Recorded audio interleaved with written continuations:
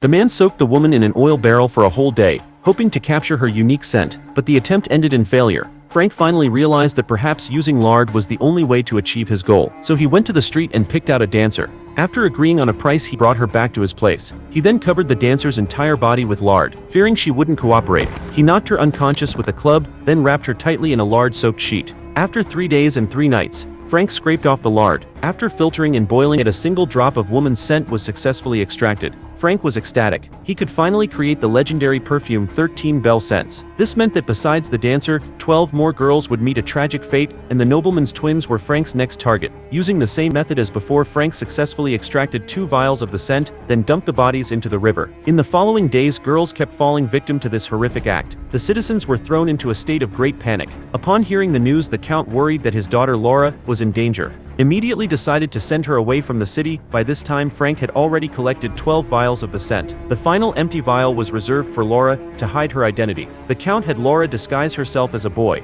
The two quietly left the city via a small path. But what they didn't know was the killer didn't need his eyes to find his target. He could track their trail by scent alone. At that moment, Frank sensed Laura's fragrance was gradually fading, so he quickly packed his things and gave chase. Following Laura's scent, he soon tracked her to the inn where she was staying. Even though the count had booked the entire inn, Frank, who was born without a body odor, silently evaded the guard dog at the entrance and sneaked into Laura's room. Early the next morning, the count pushed open the door, only to find Laura had already stopped breathing. Her death was identical to the other girls. Frank eagerly used his simple setup to extract the final vial of perfume, then poured all the perfumes together, and so the world's one and only 13 Bell Scents was finally born. But at that very moment, soldiers suddenly surround Frank. It turned out the dancer's little dog had followed its master's scent to Frank's house, dug up the clothes buried underground. Subsequently, the bodies of all the victims were discovered. Frank's crimes were finally exposed.